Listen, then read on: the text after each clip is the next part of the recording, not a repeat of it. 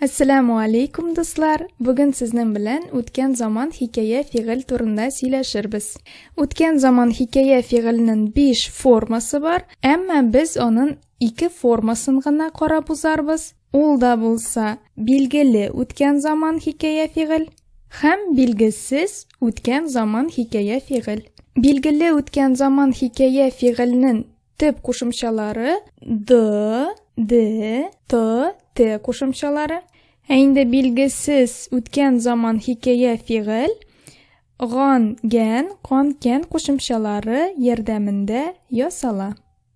Haligi ikki formaning tip ayirmalari shunda: agarda biror nindi halning, harakatning, ishning turmushga oshuvin o'zimizning ko'zlarimiz bilan ko'rsak, u vaqtda belgili o'tgan zamon hikoya fe'lin qo'llanamiz.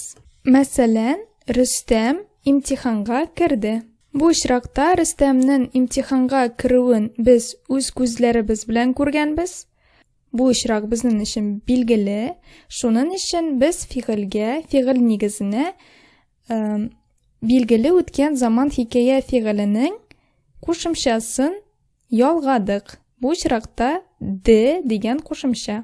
Agarda biz bu holni eshitmagan, ko'rmagan bo'lsak, u vaqtda biz belgisiz o'tgan zamon hikoya fe'lining qo'shimchalarini qo'llanar edik.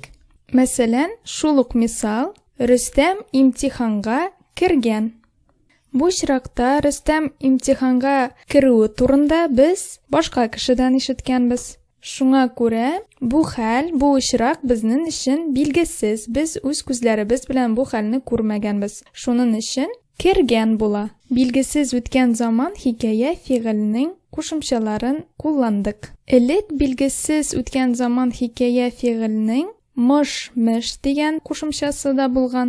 Bugungi kunda uni qo'llanmaylar tatar tilida.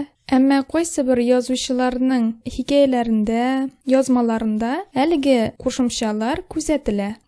Mish degan qo'shimchalar. Masalan, buyuk yozuvchi Abdulla To'qay Istak olganlar degan avtobiografik povestida mish formasini yesh qo'llana. Menga o'zingizda inana olasiz. O'rnak bo'larak uzib ketiram. Masalan, mulla bo'lmishdir.